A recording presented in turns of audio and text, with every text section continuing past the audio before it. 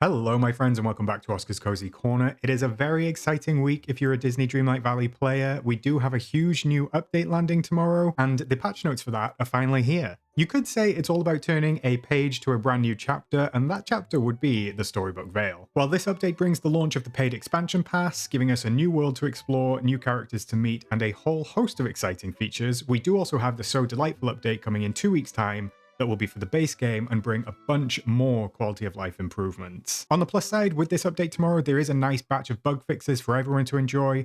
So let's take a look at the patch notes themselves, break it down, and see if there's anything in there that we don't know already. Now, we do know a lot of this information already. I've done multiple breakdowns on this, of the extensive information that Gameloft have already given us, so I'm not expecting to see too much more in these patch notes. And a lot of this is just kind of marketing stuff from Gameloft, so we see basically the opening paragraph is just marketing for them. But if we scroll down to the new content, which is always the bit that is interesting, it starts with the Storybook Vale, of course, because that is what they're pushing and that is the big update tomorrow. With that one, we do get information on what we know already. Like I said, there's a new land to explore. Step into Storybook Vale and explore the land of myths and fairy tales. It gives us a glimpse at the Bind, Ever After Mythopia, plus a new questline meeting the Lawkeeper and puzzling through the motivations of the two competing rulers. So we obviously know that that is Maleficent and Hades, and that they are going to be the overarching storyline for the whole of the Storybook Vale expansion. It does say that we're getting 3 new characters as well, as we know, Merida, Flynn, and Hades. That is obviously part 1. I should note that these are patch notes for part 1, so that's why you're not seeing Maleficent in these patch notes right now. It does tell us a little more about the Royal Tool, obviously harnessing the power of the Royal Net to capture snippets.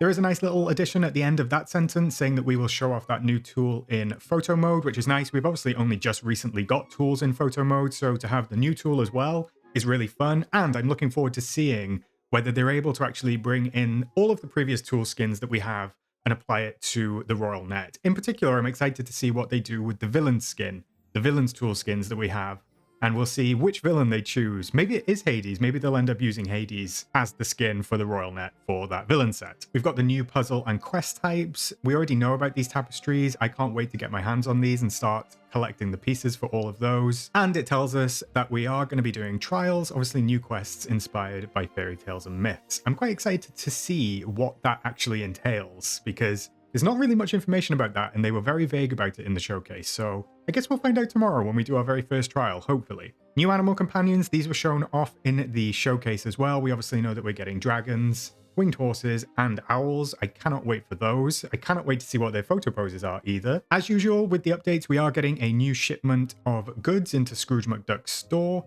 And it does say available for owners of the expansion pass, which is really interesting because they're taking a different approach with this one. They are actually giving us separate items within Scrooge's if you have Storybook Vale.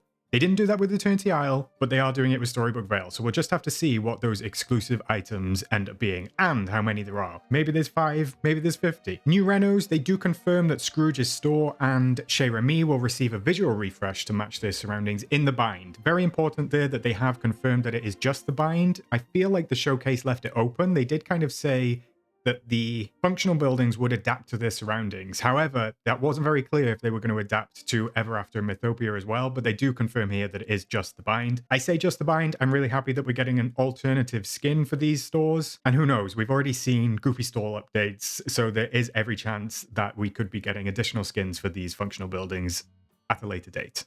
Finally, for the Storybook Vale section, new decorations, clothing, and collectibles. Collect all manner of new items to express your creativity in these new surroundings and unlock a wide range of new crafting and cooking recipes. I like that they say wide range. That does imply that there's going to be quite a lot to craft and to cook with Storybook Vale. I do hope so. The craftables are some of my favorite things in the game, grinding for resources, using them to create stuff, and then having it kind of like specifically designed for that DLC and an overarching theme. And what we've seen so far, I think that these craftables are going to be incredible, so I cannot wait to see what those craftable items are. Moving on to new content and improvements that are available for all players, so this is not just Storybook Vale owners, this is base game players as well, even if you don't have or intend to buy the DLC. It does say that each instance of Scrooge McDuck's store, the Valley, Eternity Isle, and Storybook Vale will now offer a separate rotation of goods to check in on. So that means that if you go over to Eternity Isle, you'll have different goods in there than you do in base game of Scrooge's. They're not saying that they're going to add new items to Scrooge's on Eternity Isle that are focused for Eternity Isle,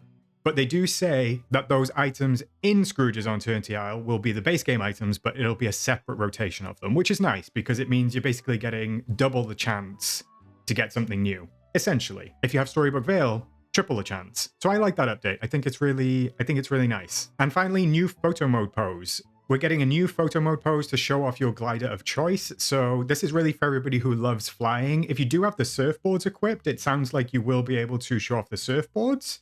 Whether it just goes into the gliding animation without actually moving remains to be seen, but it really is for people who love flying. So if you've got a set of wings put on, you should, in the same way as when you apply them in the wardrobe mode and your character kind of like hops up into the flying pose, I've got a feeling it's going to be that.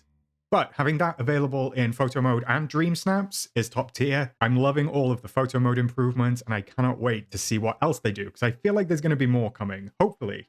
Because I just love photo mode. What can I say? Moving on to the general changes and bug fixes. Again, these are available to all players, not just the Storybook Vale. It does seem like these are base game fixes, so they're like, it's a little hotfix update as well, I suppose. I'm not going to go through every single one of these. You can go and view these patch notes yourself if you want. They are on the Disney Dreamlight Valley website. I'm just going to highlight a few that I think are important to note. One is that the QR code on Switch is finally working again. So if you're on Dreamers Portal or anything like that, you should be able to get your photos from the QR code as you were previously. The initialization error 6 should continue to be fixed. I know it got fixed for some players, but not all. This was quite a game-breaking bug, so if you were running into this, I'm sorry that you were running into it. Hopefully this fixes it, and hopefully you can get in and actually play the game. There's a couple of quest fixes that they usually throw in, not too many this time around, so hopefully if you are stuck on any of these things, then it will sort itself out for you. This speech bubble one in particular, I'm hoping is relating to photo mode, and I hope that it actually doesn't show up in photo mode anymore, because it is quite annoying when you're going to take a photo, if you've got villagers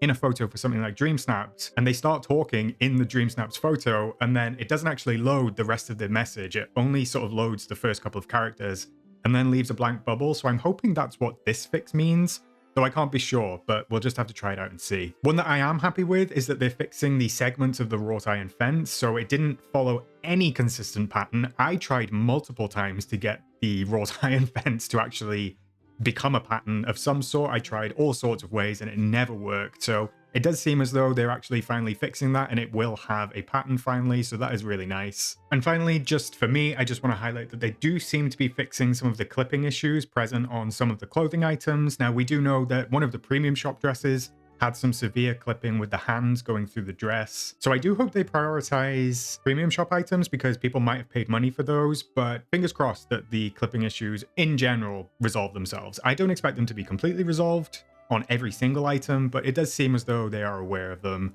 And hopefully these will fix those issues. All right, gang, that is about it for today. This is such a packed update, and I cannot wait to dive into the new expansion pass tomorrow. But while this week is all about the Storybook Vale, do mark your calendars for December 4th when the next free update So Delightful will arrive.